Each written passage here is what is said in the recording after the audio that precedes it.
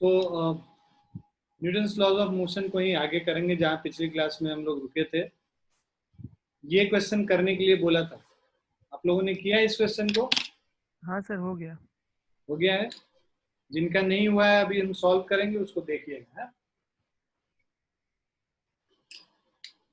और जिसका हो गया है अपना आंसर मैच कर लीजिएगा अपना, ठीक है। So in the arrangement shown in figure the rod of mass m, तो ये जो रॉड है जो कि फिक्स्ड वॉल के अंदर लगा हुआ है, ये रॉड है ना, वो वॉल के लेंथ के अलोंग ही मूव कर सकता है, इसी डायरेक्शन में मूव कर सकता है बस ये rod, right. So rod of mass m held by two smooth walls, rod का मास हो गया m, remains always perpendicular to the surface of the wedge of mass m, तो इसके हमेशा परपेंडिकुलर ही रहेगा ये wedge of mass m, wedge का mass capital M, ठीक है। Now assuming the all the surfaces to be frictionless, find the acceleration of the rod and that of the wedge, तो हमें a1 और a2 का value निकालना है।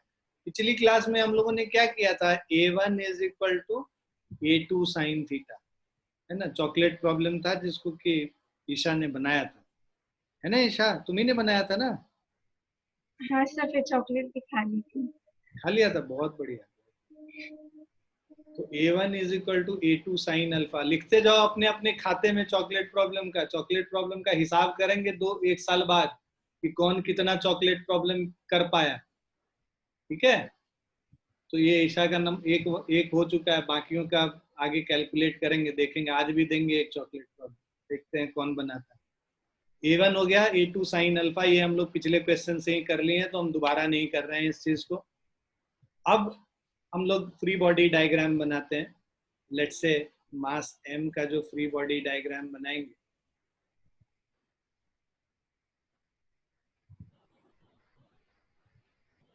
तो इसका एक फोर्स mg इधर होगा, राइट।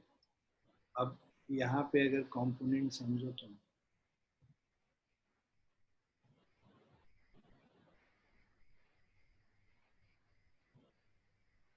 ये हमारा अल्फा है,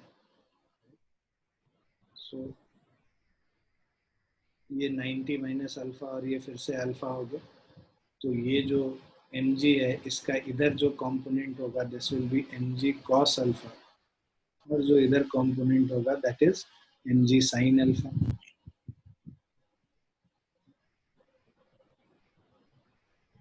along the incline mg sin alpha, और इसके along जो होगा this is mg cos alpha, और एक नॉर्मल रिएक्शन होगा जो कि इस डायरेक्शन में होगा, लेट्स से n है नॉर्मल रिएक्शन। अब इसके अलोंग परपेंडिकुलर में हम लोग अगर सॉल्व करेंगे, तो अगर हम लोग इसका free body diagram small m का बनाए, इसको हम लोग along the perpendicular of the surface of this wedge अगर हम लोग इक्वेशन लिखेंगे तो हमारा होगा mg cos अल्फा, इसका एक्सेलरेशन क्या हो रहा है, इसी के अलोंग हो रहा है, तो mg cos alpha minus n is equal to m into a1, ये हमारा पहला इक्वेशन, सेकेंड इक्वेशन में, राइट। अब इस वेज का जो अगर हम लोग फ्री बॉडी डायग्राम देखें तो इस पे एक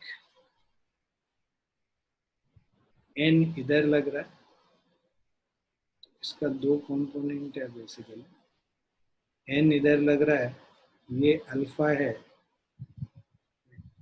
so let us consider this.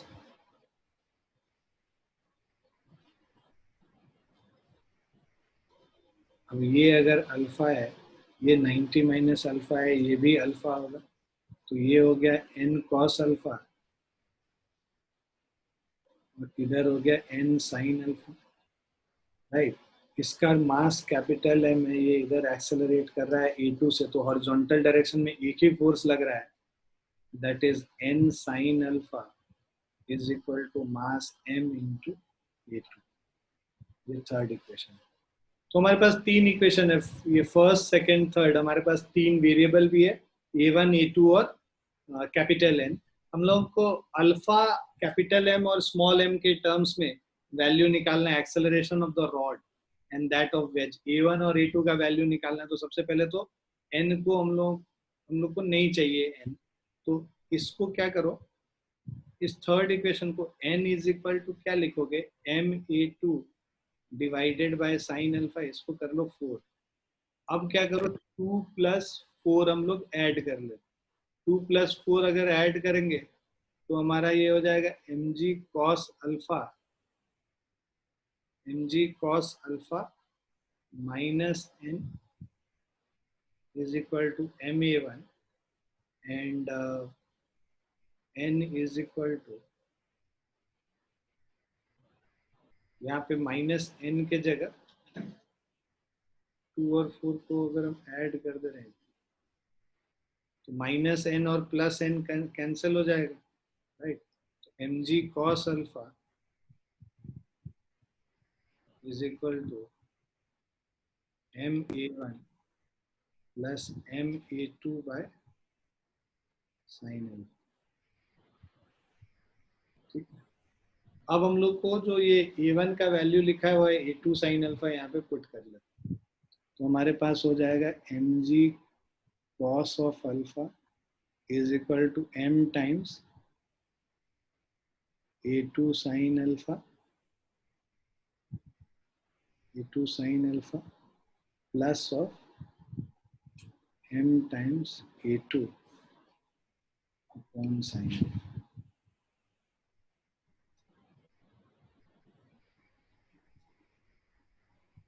So A2 का वैल्यू अगर हमें निकालना है,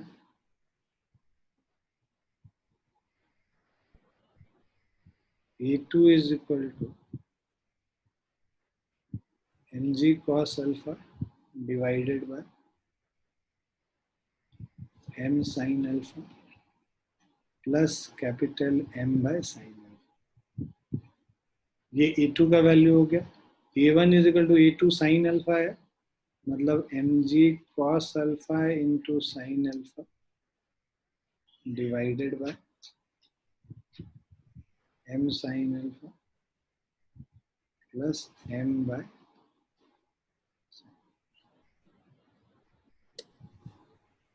ठीक है।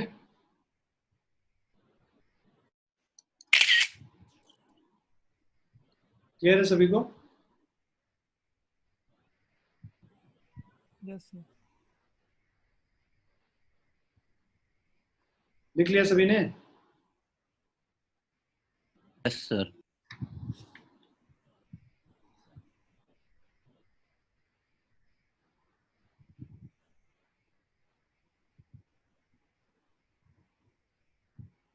लिख लिया सभी ने? Yes sir.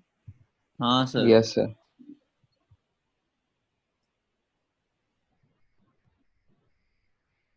चलो करके बताओ, देखें कौन पहले करता है।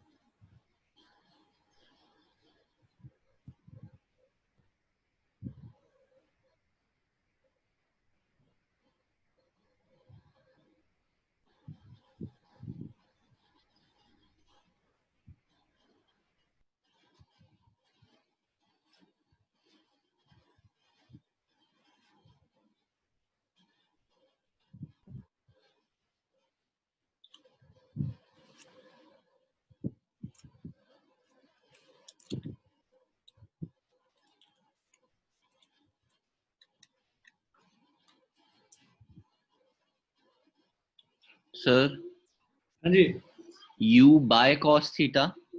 हाँ option B u by cos theta हाँ सही है।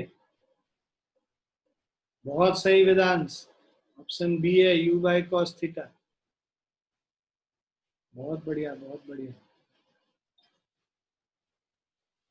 चलिए आगे करते हैं, कैसे आया देखते हैं, है ना। सो in the arrangement shown in figure, the ends p and q of an unstretchable string moves downward with a uniform speed u। ठीक है, ये भी नीचे की तरफ जा रहा है और ये भी नीचे की तरफ आ रहा है। Pulleys A and B are fixed, ये दोनों पुली फिक्स किया हुआ है A और B। Mass m moves upward with a speed, इसका अपवर्ड स्पीड हम लोग को निकालना है कि ये ऊपर किस स्पीड से जाएगा। ठीक है, तो आप क्या कीजिए, इसको कनेक्ट कर लीजिए। ये जो डिस्टेंस है किसी भी मोमेंट पे मान लीजिए y है, और ये जो लेंथ है स्ट्रिंग का ये l हो गया यहाँ पे, और ये जो डिस्टेंस है इधर से इधर लेट्स से c है। ठीक है, नाउ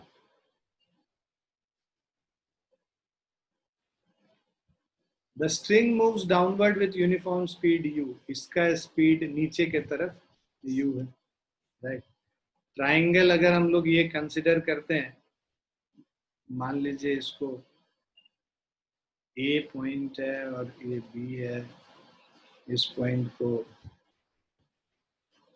D और लेट्स से इसको E कंसिडर कर लो।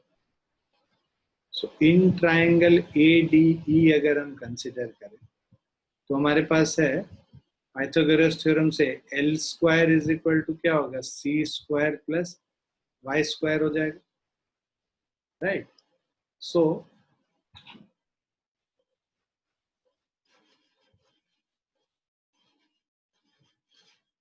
L square is equal to C square plus Y square है। नाउ डिफरेंशिएटिंग, इसको क्या करो, इस इक्वेशन को डिफरेंशिएट कर दो, differentiating with respect to time.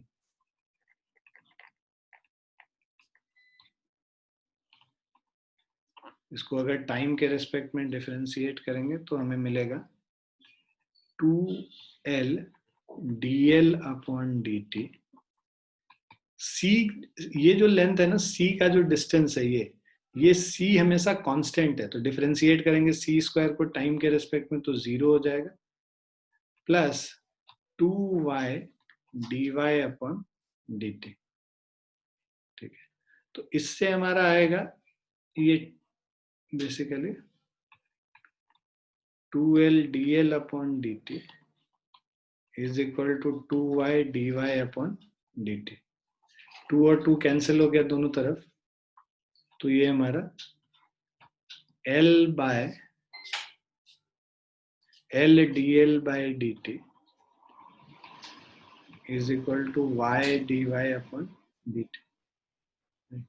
dl upon dt मतलब ये देखो u जो है, u क्या है बेसिकली, dl अपॉन dt ही तो है। अगर सही से समझो तो ऐसे कि हम लोग इसको लिख सकते हैं, दोनों तरफ माइनस साइन अगर कर लें तो minus of dl upon dt is equal to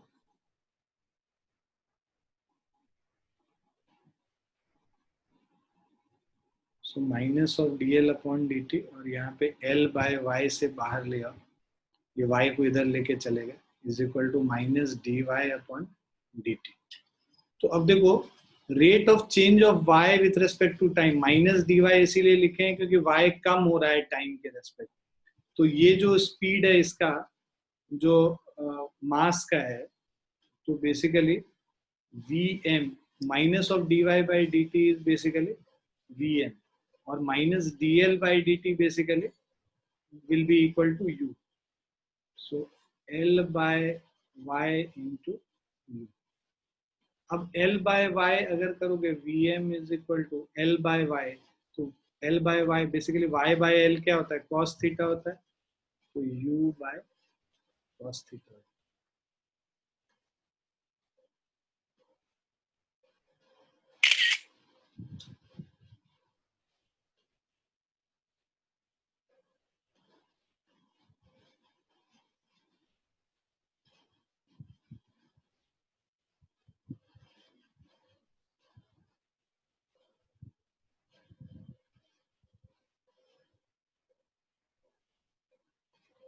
clear है? Yes sir. बेसिकली आपको rate of change of y with respect to time निकालना था, मतलब m का वेलोसिटी वही होगा। So rate of change of y with respect to time, और यहाँ पे नेगेटिव इसीलिए क्योंकि y डिक्रीज कर रहा है टाइम के साथ, माइनस dy/dt हमारा vm और माइनस dl/dt हमारा u होगा। ठीक है, so basically minus dl/dt is equal to u and minus dy/dt is equal to v। Clear है सभी को?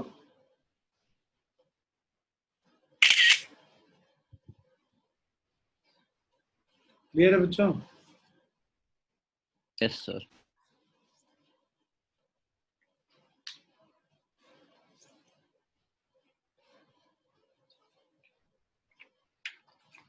कर लिया सभी ने?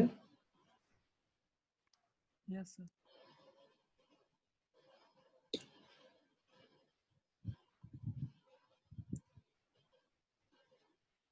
ये क्वेश्चन कीजिए।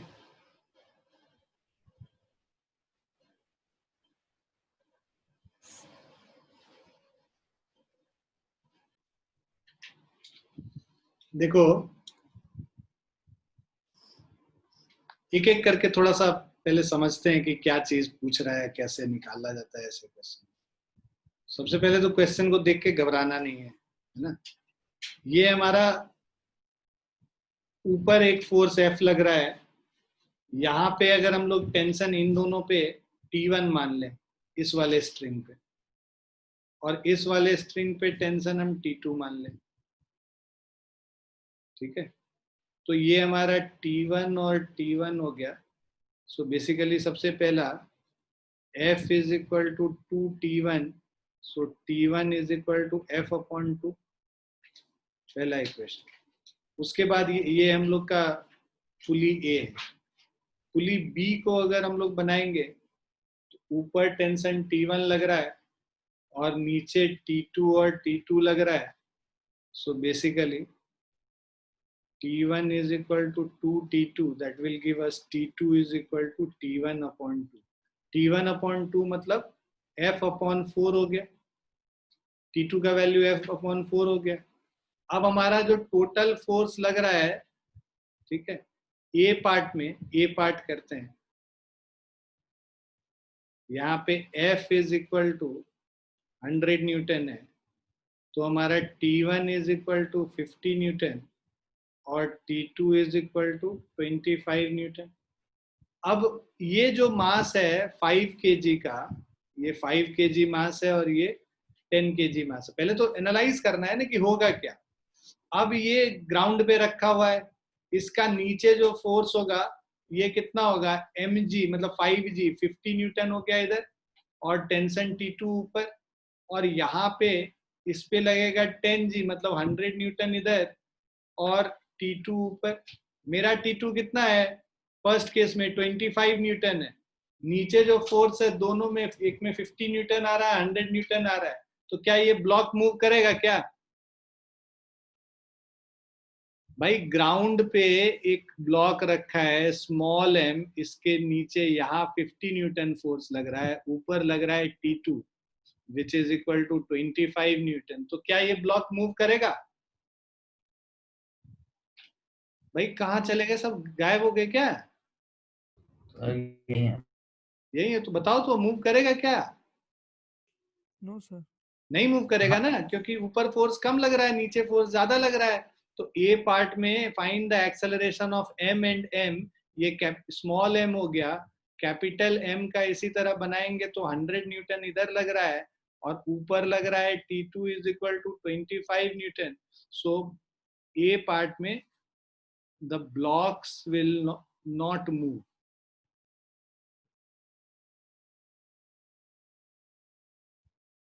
So both the blocks will not move।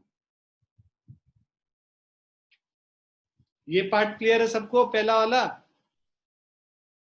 हाँ सर। बी पार्ट में आ जाते हैं। 300 न्यूटन है, F का वैल्यू अगर 300 न्यूटन है तो tension T2 is equal to 75 newton हो जाएगा। ठीक है, अब ये जो 75 न्यूटन है, तो देखो ये 50 न्यूटन से बड़ा है बट 100 न्यूटन से छोटा है, मतलब 50 न्यूटन वाला ब्लॉक मूव करेगा और 100 न्यूटन वाला ब्लॉक नहीं मूव करेगा। क्लियर है? अब मेरा ये जो ब्लॉक अगर हम स्मॉल m वाला करें, 50 न्यूटन यहाँ पे आ गया, राइट, और यहाँ पे tension T2 is equal to 75 newton है। दूसरा वाला अगर हम करेंगे, यहाँ पे 100 न्यूटन है कैपिटल M वाले में, और ऊपर है T2 is equal to 75 newton, right. अब ये यहाँ पे अगर हम लोग देखें, पहले वाले का अगर हम स्मॉल m का इक्वेशन लिखेंगे, so this will be T2 minus small mg is equal to small m, है ना। यहाँ पे तो T2 इसमें 100 न्यूटन 75 न्यूटन से बड़ा है, तो कैपिटल M तो नहीं मूव करेगा, this will not move, but ये वाला मूव करेगा। ये जो है M1 स्मॉल m जो है ये मूव करेगा। इसका हम लोग करते हैं 75 minus 50 is equal to small m 5 into A हो गया, तो 25/5 is equal to a, this is 5 metre per second square. Clear है बेटा? Yes sir. बहुत कॉन्सेप्चुअल क्वेश्चन है, सीधे आंख मूंद के करने से नहीं होगा, वैल्यूज पे ध्यान देके करना होगा। सी वाला करते हैं, अब यहाँ पे दोनों ब्लॉक मूव करेगा, राइट, क्योंकि T2 जो है, अगर आप देखो पहले वाले का, अगर हम फ्री बॉडी डायग्राम बनाते हैं स्मॉल वाले का, स्मॉल m का, तो नीचे फोर्स लग रहा है small mg which is equal to 50 newton, और ऊपर फोर्स लग रहा है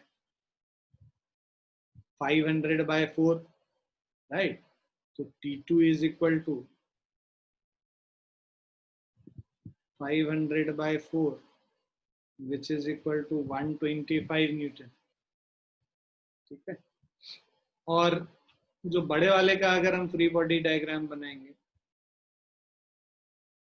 T2 is equal to 125 Newton, और नीचे जो है 100 न्यूटन लग रहा है। So, पहले वाले का अगर हम लोग इक्वेशन लिखेंगे, so this will be T2 minus mg is equal to ma। T2 है हमारा 125 minus 50 is 5, so 75/5 is equal A1 कर लो इसमें,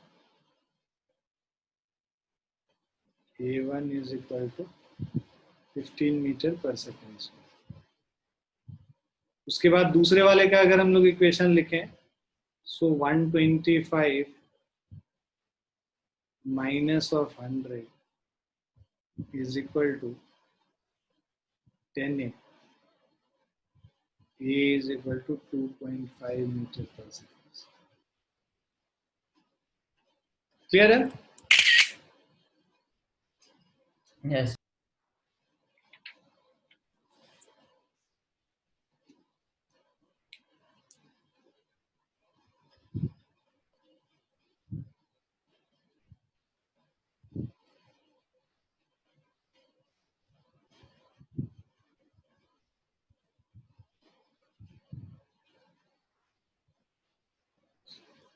लिख लिया सभी ने? Yes sir. Yes. हाँ सर। बाकियों ने भी लिख लिया?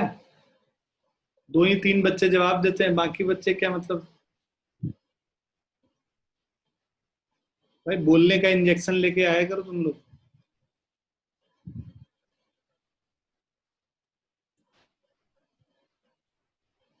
नेक्स्ट क्वेश्चन बताइए, कीजिए इसको, सोचिए थोड़ा, तोड़िए, पता चलेगा कि क्या है क्या नहीं।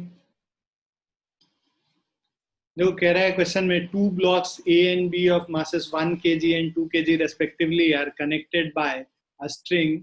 सो मास ए, इसका जो है 1 kg मास है और इसका मास 2 kg है, ठीक है। Passing over a light frictionless pulley, both the blocks are resting on the horizontal floor and the pulley is held such that the string remains just taut. मतलब स्ट्रिंग टाइट है, मतलब pulley ऐसे hold किया हुआ है। अब at t is equal to 0 एक force लगाना शुरू करते हैं 20 t के हिसाब से। तो ये बेसिकली क्या है, टाइम के साथ वेरी करने वाला फोर्स है। F is equal to 20 t starts acting on the pulley along vertically upward direction as shown. Now calculate the velocity of A when B loses contact with the floor. तो जब B loose करे, पहले देखो जब इसको उठाओगे ना, तो जैसे जैसे फोर्स बढ़ाओगे तो एक ऐसा टाइम आएगा जब ये पहले उठेगा क्योंकि इसका मास कम है, बाद में ये उठेगा, ठीक है ना, जैसा पिछला क्वेश्चन हम लोगों ने किया भी था। तो अब यहाँ पे देखो, अगर ये फोर्स F है और यहाँ पे टेंशन T और T है, तो basically F is equal to 2T हो जाएगा। Small t, sorry, tension T is equal to F upon 2 which is 20T upon 2. So this is equal to 10T.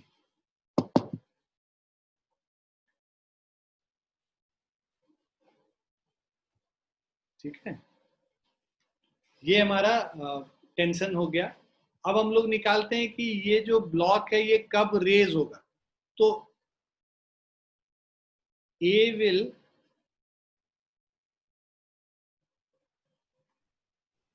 will rise from floor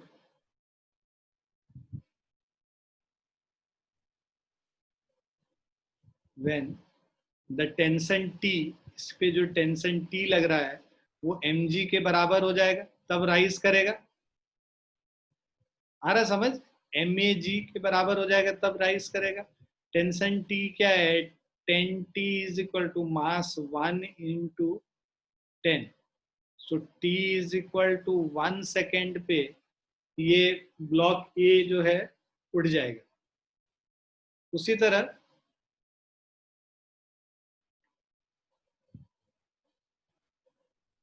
B will rise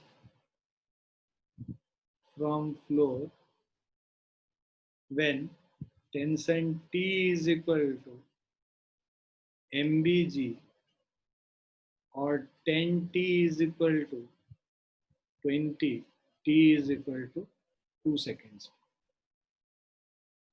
तो पहला जो आपको पूछ रहा है, velocity of A when B loses contact with the floor, तो हमें F दे रखा है 2T।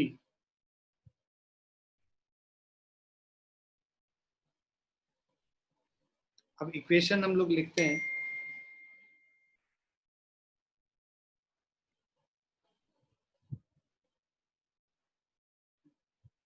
अगर A का हम लोग लिखेंगे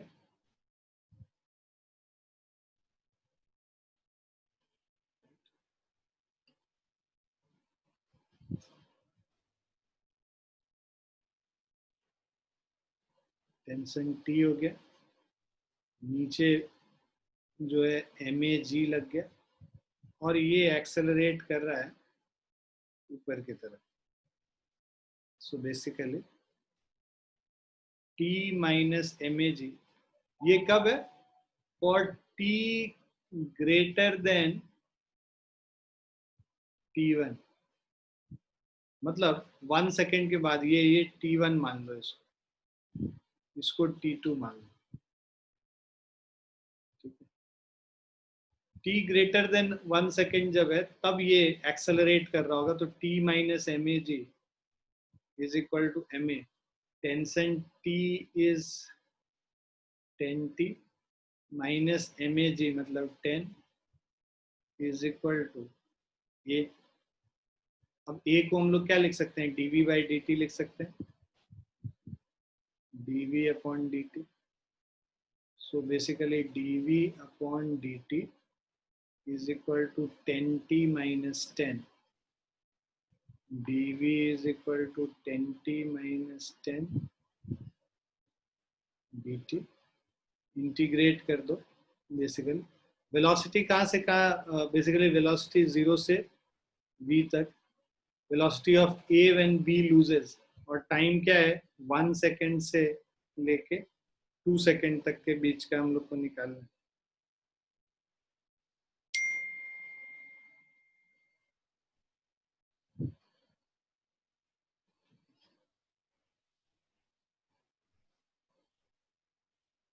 अब इससे हमारा आ जाएगा v is equal to 10t square by 2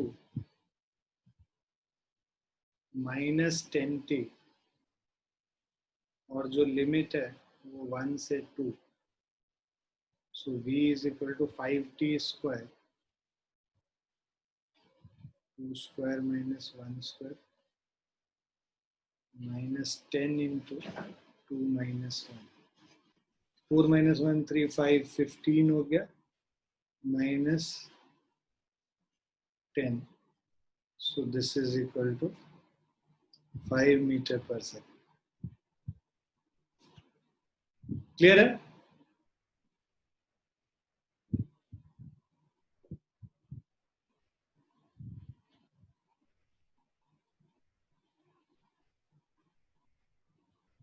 अब उस टाइम में ये कितने हाइट से गया वो हम लोग निकाल सकते हैं. कितना हाइट गया, राइट? सो अब v इज इक्वल टू ये है 5 metre per second, right?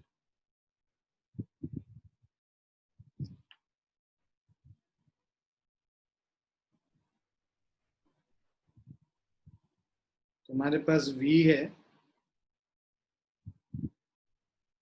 5t square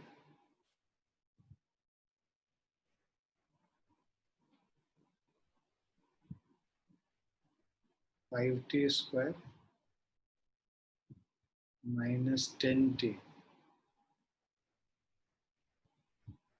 मान लो ये 1 से लेके t तक हम लोग कर रहे थे. t के टर्म्स में निकालने के लिए ऐसा कर रहे हैं.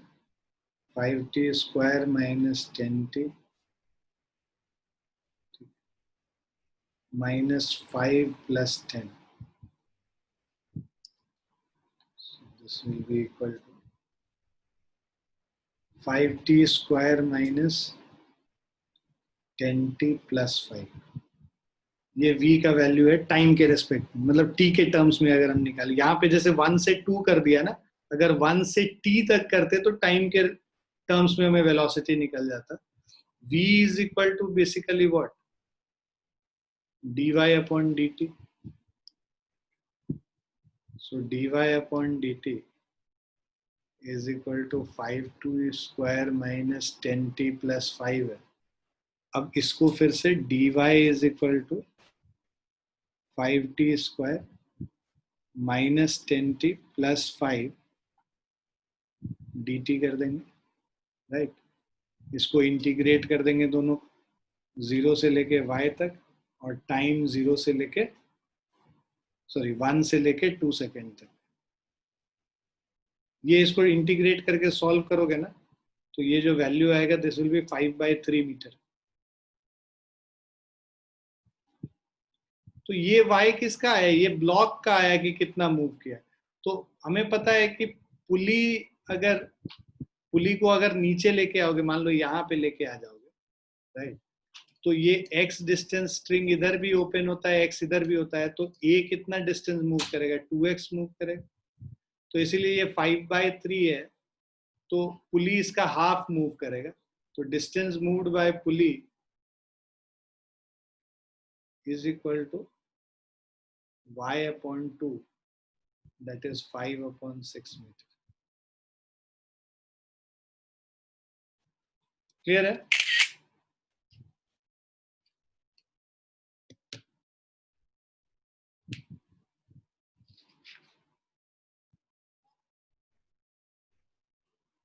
क्लियर है बच्चों?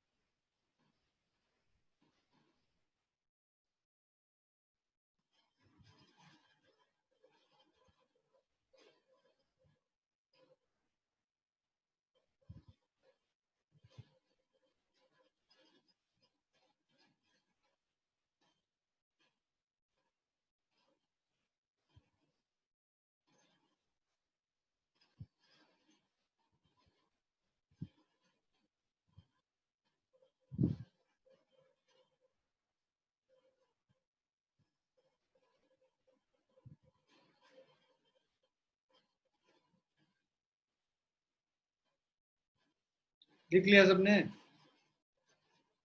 Yes, sir. Yes, sir.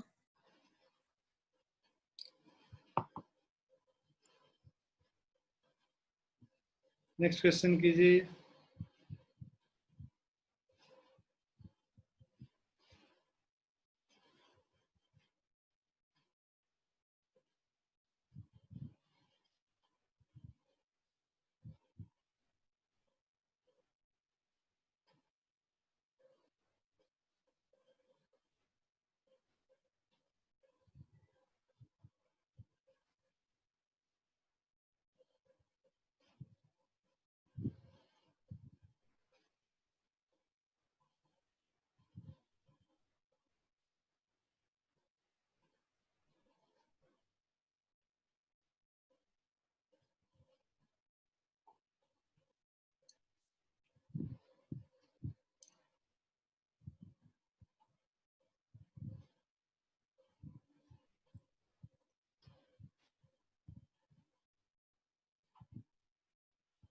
इसका लेंथ L है, ठीक है, और इसका अगर मास m है तो ये जो बॉल है इसका मास ईटा टाइम्स m। अब बेसिकली ये जब नीचे आएगा, ये बॉल ऊपर जाएगा, राइट। हमें निकालना है the time when the ball is opposite to the upper end, मतलब बॉल यहां से यहां आ जाए, मतलब दोनों का जो रिलेटिव मोशन ऐसा हो कि relative distance which is covered is L, और ये बॉल यहाँ पे आ जाए बेसिकली, okay? इसके ऊपर वाले पोजीशन।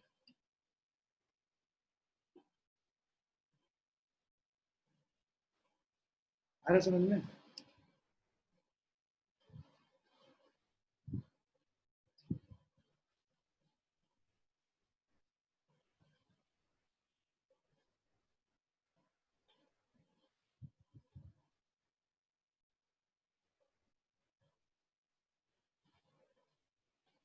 कॉन्स्टेंट इक्वेशन से देखोगे तो अगर इसका एक्सेलरेशन a है ऊपर, राइट, मान लो ये x डिस्टेंस से जाएगा इधर, तो पुली भी x डिस्टेंस आएगा नीचे, और ये जो स्ट्रिंग है ये कितना, ये जो मास है ये 2x डिस्टेंस से नीचे आ जाएगा। ये जो रॉड है, this rod will come at, मतलब will move by distance 2x when this moves x, right. तो इसका एक्सेलरेशन a है तो इसका एक्सेलरेशन 2a हो जाएगा, ठीक है। उसके अलावा अगर इसमें हम लोग टेंशन T मानते हैं और यहाँ पे टेंशन T है, तो इस वाले में कितना हो जाएगा, टेंशन 2T हो जाएगा। तो यहाँ पे ऊपर के तरफ टेंशन 2T है, राइट। तो फ्री बॉडी डायग्राम अगर हम ये बॉल का बनाए तो नीचे के तरफ एक फोर्स लग रहा है ईटा mg, और ऊपर के तरफ एक फोर्स लग रहा है 2T, और ये एक्सेलरेट a एक्सेलरेशन से कर रहा है, ठीक है। और ये रॉड का बनाएंगे तो नीचे के तरफ फोर्स लग रहा है mg, ऊपर के तरफ t, राइट, और ये नीचे आ रहा है, सो ये नीचे आ रहा है एक्सेलरेशन 2a से।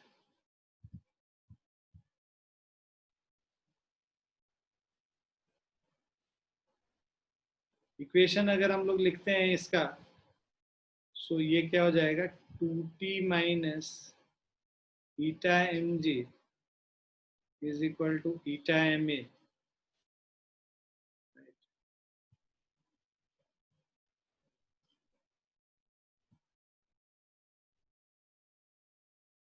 सो दिस इज इक्वल टू, और इसका इक्वेशन लिखते हैं दूसरा वाला, ये फर्स्ट हो गया, दूसरे वाले का लिखेंगे तो mg minus T is equal to m into 2a।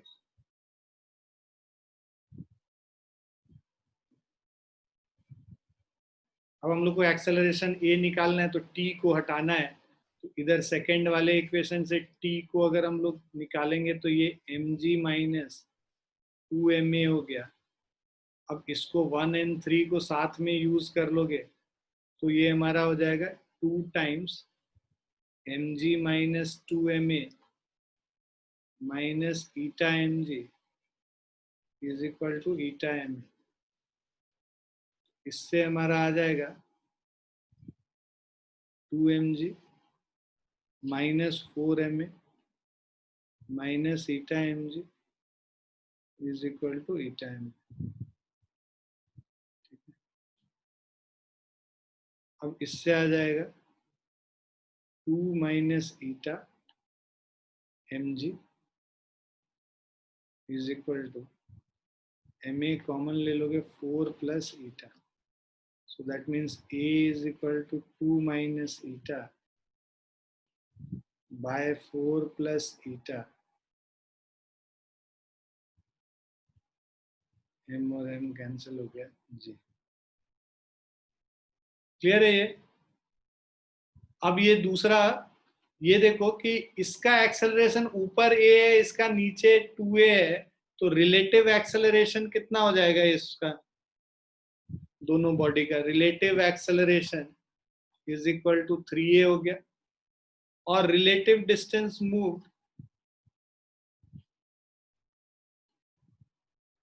Relative distance कितना मूव करना है, l डिस्टेंस मूव करना है ना।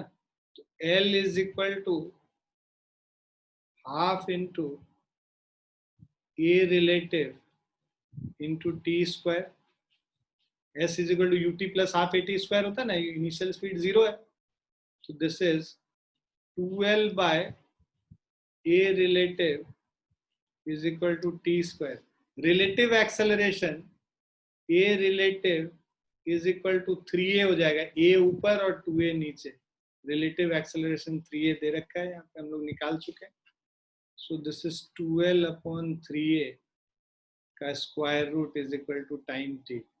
सो time t will be equal to 2l, 3a means 3 times 2 minus eta, 2 minus eta upon 4 plus eta into ji.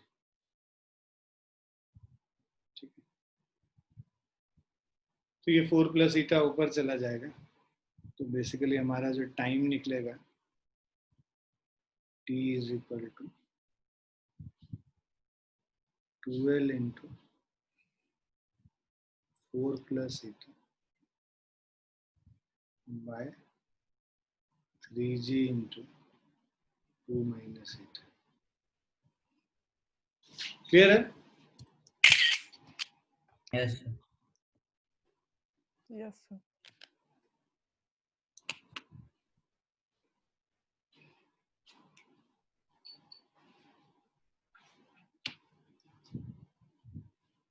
HC Verma का exercise खत्म कर लेना और एक और शीट भेजेंगे, डीपीपी भेजेंगे, उसको भी कर लेना। दोनों तुम्हारा होमवर्क रहेगा इस हफ्ते का, ठीक है। नेक्स्ट क्लास में हम लोग फ्रिक्शन स्टार्ट करेंगे, जो आईटी वाली क्लास होगी उसमें, ठीक है। तो फ्रिक्शन में कुछ नया नहीं पढ़ाना होता है, बेसिकली यही सारे क्वेश्चंस, ब्लॉक क्लॉक वाले क्वेश्चन में फ्रिक्शन को भी कंसीडर करेंगे। तो पहले तो वो सारे क्वेश्चंस करेंगे, वो जो बैंकिंग वाली चीज है पूरे इस हफ्ते पढ़ लेंगे, तो फिर देखेंगे नेक्स्ट वीक में उसको। क्लियर है बच्चों? Yes. ठीक है, मन लगा के पढ़ाई करो, पूरा एकदम जोर लगाओ पूरा अच्छे से, लगे कि आईआईटी का तैयारी हो रहा है ना।